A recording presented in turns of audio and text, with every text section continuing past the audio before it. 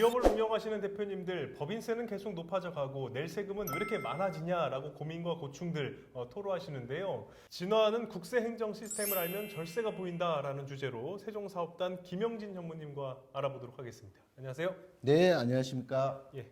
자, 간략히 자기소개 해주실까요? 네, 저는 대전에서 근무하는 세종사업단의 김영진 전무입니다. 안녕하십니까. 자, 대표님들을 만나서 참 많은 컨설팅과 상담을 하실 텐데요. 네네. 대표님이 가장 많이 물어보는 것이 어떤 것입니까? 네, 대표님들을 만나서 상담을 하면 한 90% 정도가 네 가지 정도로 요약이 될 수가 있는데, 첫 번째는 예. 가지금을 어떻게 하면 정리하냐, 음. 두 번째는 잉여금에 대한 환원은 어떻게 하냐, 음. 세 번째 차명주식 정리는 어떻게 하면 좋겠냐, 음. 네 번째 가업승계에 대해서는 어떠냐, 이렇게 관심이 많습니다. 예. 네. 근데 제가 이제 요 네 가지를 상담을 하다 보면은 꼭 말씀드리고 싶은 게 뭐냐면, 국가 시스템을 국가 시스템 속에는 숨겨져 있는 함정이 많이 있습니다. 그래서 먼저 이해가 필요하다라고 말씀드릴 수가 있는데, 이걸 이해하고 국가 시스템에 맞게 하는 것이 탈세가 아닌 절세라고 생각됩니다. 네. 그러면 진화하는 국세 행정 시스템에는 어떤 것이 있습니까? 예, 한번 좀 살펴보면요. 혹시 대표님들 포커스라고 얘기를 들어보신 적 있으신지 모르겠습니다. 포커스는 2015년 1월에 본격적으로 가동이 됐습니다. 이 포커스가 가동되면 FIU는 금융정보분석원이라고 표현을 합니다. 국세청 차세대 행정시스템 엔티스라고 있는데, 예. 이 엔티스는 국세청에서 쓰는 슈퍼컴퓨터를 말하는 겁니다. 이 슈퍼컴퓨터가 과세자료 DB와 연계되어 다양한 분석이 이루어진다는 겁니다. 두 가지가 있는데, 그 첫 번째는 STR이라고 해서 혐의 거래 자료가 있고요. 두 번째는 CTR이라고 해서 고액 현금 자료가 있습니다.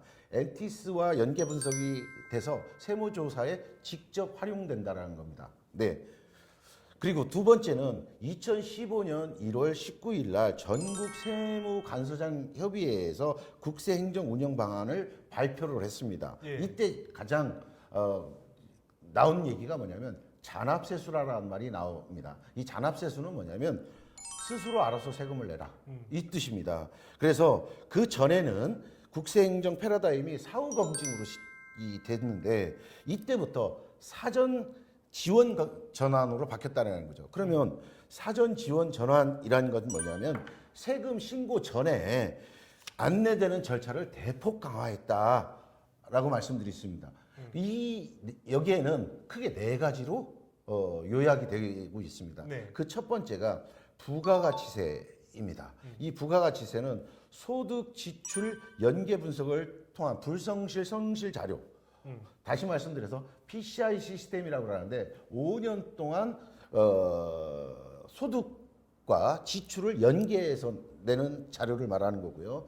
두 번째는 현금 영수증이나 전자계산서 같은 경우를 분석을 말하는 겁니다. 예. 그리고 이거 말고 총 26종을 보완해주고 있다라는 거고요. 두 번째는 종합소득세를 말하고 있습니다. 종합소득세는 세금계산서 적격 증빙이나 과다 계상한 혐의 거래 자료, 그 다음에 뭐 위장 가공 자료 해갖고 총 35종이 국세청에서 보완하고 있다라는 거고요. 세 번째는 법인세입니다.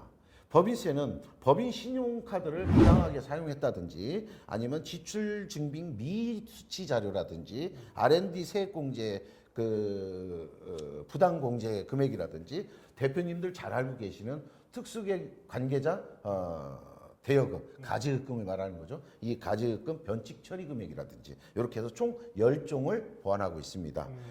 그리고 네 번째는 양도 상속세입니다.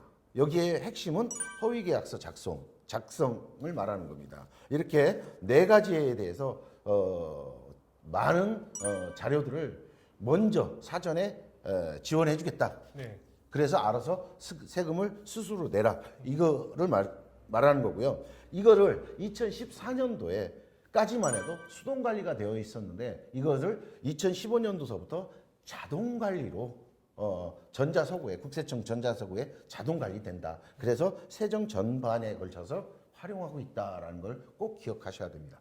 예. 네네. 자, 말씀을 종합해 보면 국세청 차세대 행정 시스템을 통해서 걷어들일 세금을 더욱더 그 감독을 강화하겠다. 뭐 이렇게 좀 표현을 해볼 수 있겠는데요. 그럼 거기에 맞서 우리 대표님들은 어떤 대안과 대책을 좀 마련을 해야 될까요? 네네.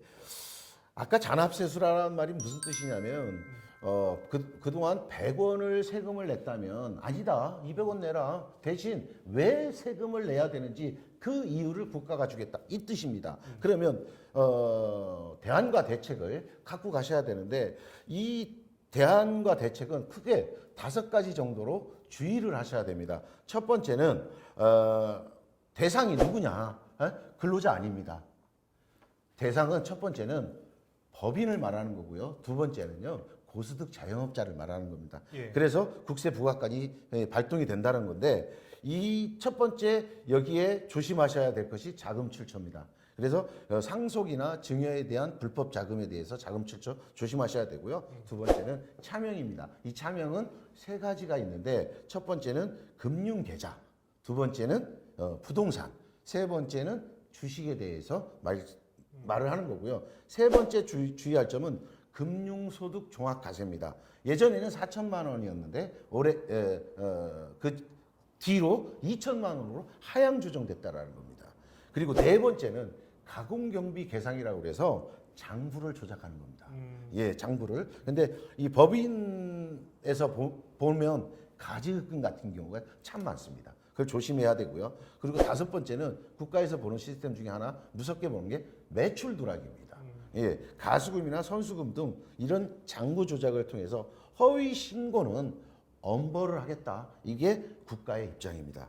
또한 이것도 부족해서 2019년 1월서부터 빅데이터라고 그래갖고 그것이 활용되고요.